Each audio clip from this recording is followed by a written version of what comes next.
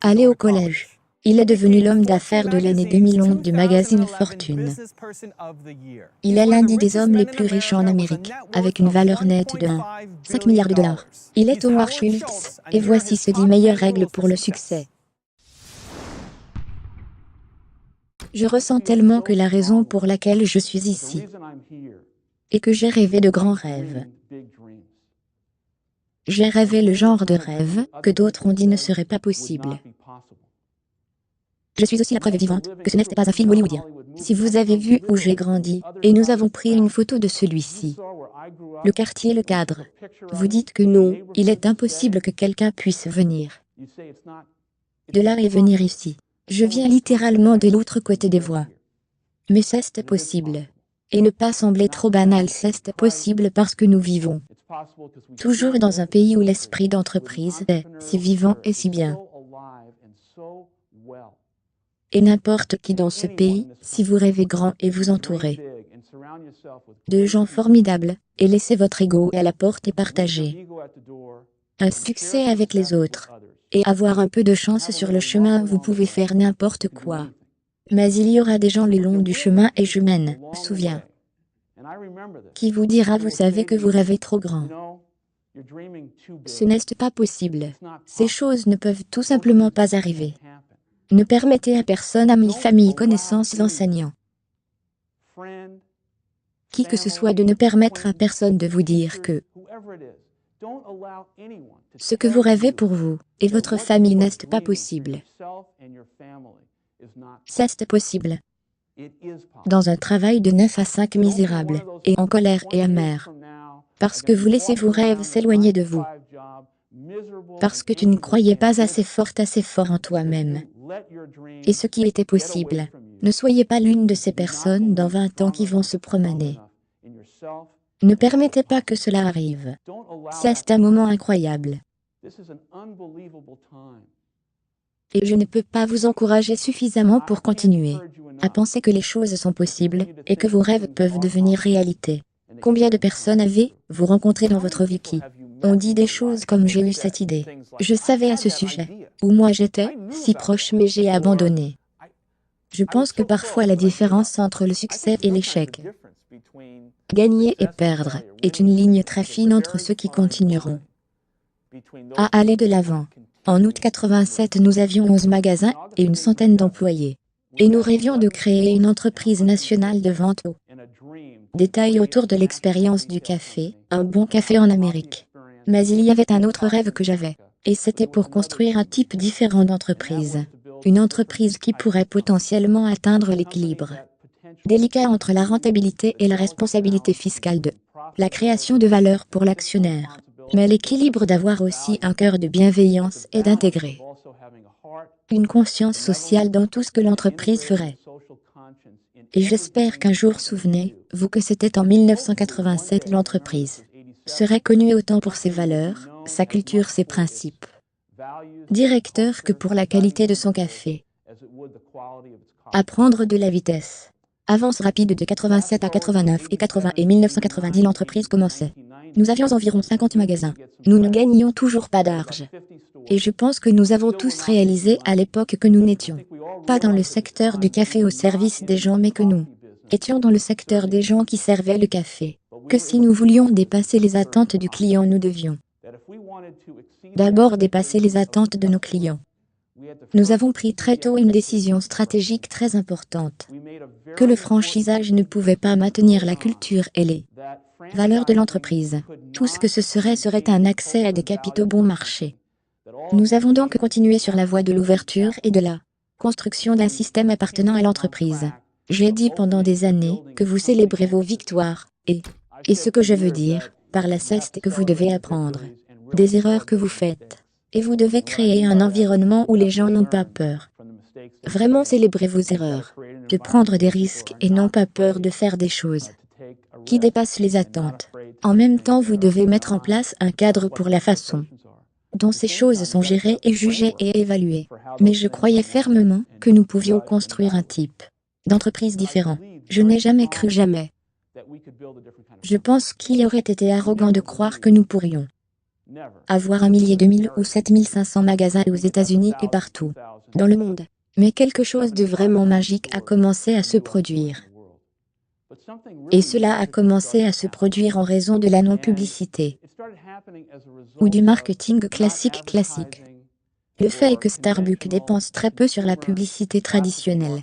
Cela a commencé parce que nous avons démontré à nous-mêmes, et au monde entier que bâtir une marque d'entreprise et de consommation durable et à long terme, ce n'est pas une question de marketing de luxe. Il s'agit d'établir une relation émotionnelle très puissante et inhabituelle avec le client.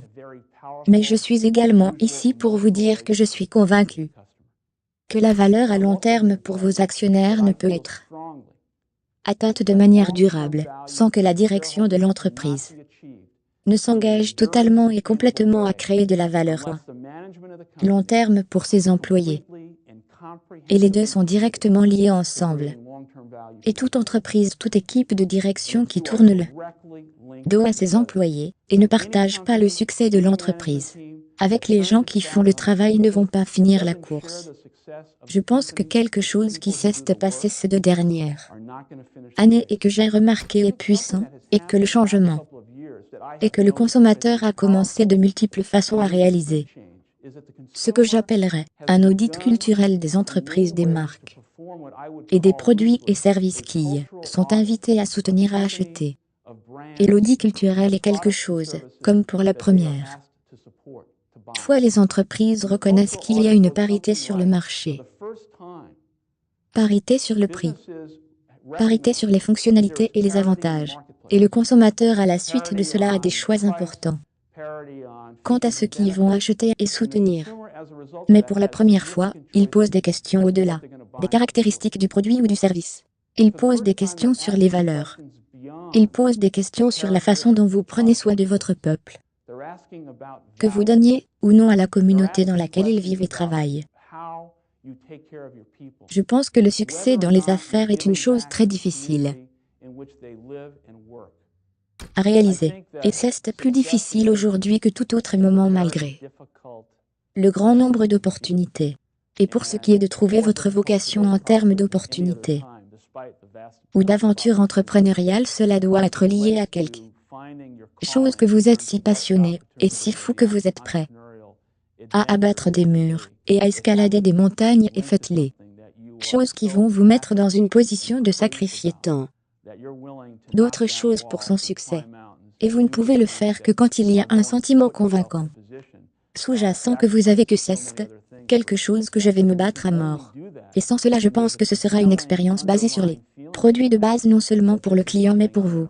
Et je pense que vous ne pouvez pas vraiment réussir au niveau que vous voulez à moins que vous ne trouviez cette chose que vous êtes si passionné, excité et amoureux. Et je pense que parce que vous avez tout ce qu'il faut pour convaincre tant d'autres personnes de croire en vous, et que l'idée et l'opportunité et la lutte et les obstacles qui vont venir ne peuvent être surmontés par cette passion que vous avez dans laquelle vous allez être en mesure d'amener les gens à vous suivre sur ces obstacles. Je sais que cela semble un peu sophomorique, mais c'est tellement vrai. C'est la clé de la réussite et du succès de notre entreprise, et espérons-le, les entreprises auxquelles vous pensez ou pour lesquelles vous travaillez ou qui en font partie. Et c'est ça, c'est tellement basique. Nous voulons tous la même chose.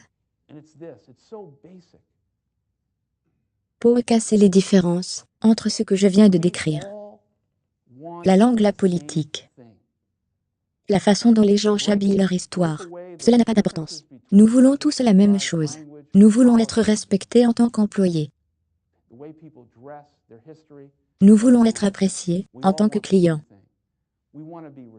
Nous voulons nous sentir dignes au travail et qui nous sommes en tant que personnes. Et nous voulons aller dans un magasin, et pour ce court instant, de savoir si nous achetons une tasse de café ou quoi que ce soit. Nous voulons une certaine valeur pour notre argent. Et la condition humaine de tout cela entre les affaires et le consommateur et tout ce qui existe entre les deux est la condition humaine de l'esprit humain. Si vous pouvez dépasser les attentes de vos employés s'ils pensent qu'ils travaillent dans une entreprise ou une entreprise qui les valorise en tant qu'êtres humains et non en tant que valeur de salaire. Valeur en tant qu'êtres humains et pas un élément de ligne sur le bilan. Et ils peuvent à leur tour prendre ce sentiment d'être respectés et appréciés en tant qu'employés et partager cela avec quelqu'un d'autre. Un client payant.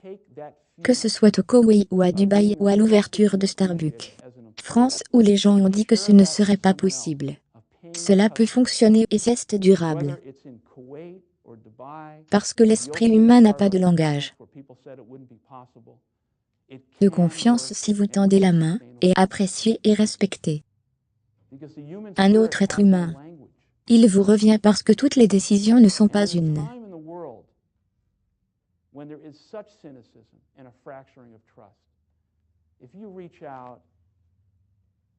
décision économique. Malgré le fait que les statistiques du site qui réduisent la criminalité, nous avons obtenu un rendement de 38% pour les actionnaires, par rapport à l'année dernière, et à une époque du monde où il y a un tel cynisme et une fracture. Je ne sais pas combien d'investissements, mais je soupçonne que peu de choses. Entreprises, produits, investissements ont été nommés 38% au cours des derniers mois. Cela dit, ce n'est pas une décision économique. La lentille dans laquelle nous prenons cette décision est à travers l'objectif de notre peuple. Nous employons plus de 200 000 personnes dans cette entreprise. Et nous voulons embrasser la diversité, si vous pensez respectivement que vous pouvez obtenir un rendement supérieur à 38%, vous avez obtenu l'année dernière. C'est un pays libre. Vous pouvez vendre vos actions de Starbucks et acheter des actions dans d'autres sociétés. Merci. Merci beaucoup d'avoir regardé. J'ai fait cette vidéo parce que Katanjige95 me l'a demandé. Donc s'il y a un entrepreneur célèbre que vous voulez que je profile, laissez-le dans les commentaires ci-dessous et je verrai ce que je peux faire. Et j'aimerais aussi savoir laquelle des 10 meilleures leçons de Howard vous aimez le meilleur. Laissez-le ci-dessous, je vais me joindre à la discussion et à bientôt.